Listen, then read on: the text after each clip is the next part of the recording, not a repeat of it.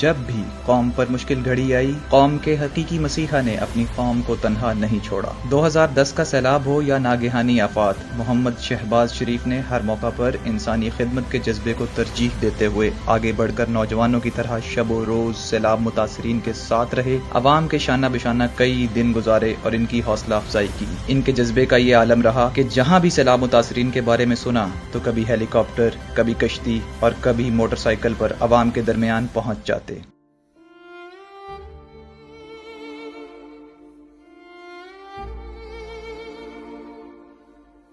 آج 2010 میں سیلاب کی وجہ سے تباہی اور بربادی کا 30 سالہ ریکارڈ ٹوٹ گیا۔ اس امتحان کی گھڑی میں بھی وزیر اعظم محمد شہباز شریف اپنی تمام تر مصروفیات ترک کر کے نوجوانوں کی طرح عوام کی خدمت میں ہر لمحہ مصروف ہیں۔ ان کی قیادت میں سیلاب متاثرین کی بحالی کے لیے تاریخی اقدامات کیے جا رہے ہیں۔ صرف یہی نہیں، وزیر اعظم شہباز شریف کی عوام سے محبت اور کام سے لگن کا اندازہ اس بات سے لگایا جا سکتا ہے کہ قطر سے واپسی پر ان کو اپنی پوتی کی اوپن ہارٹ سرجری کے لیے لندن جانا تھا، لیکن انہوں نے ذمہ داریوں کو ذاتی مصروفیات پر ترجیح دیتے ہوئے سیلاب متاثرین کی خدمت کو فرض سمجھا اور ان کے درمیان واپس پہنچے اور بغیر ایک لمحہ ضائع کیے کابینہ اور متعلقہ اداروں کو ذمہ داریاں سونپی اور خود بھی میدان عمل میں جت گئے، کیونکہ اللہ کی رضا کے لیے بلا تفریق قائم و دائم ہے جذبہ خدمت کا، احساس ذمہ داری کا۔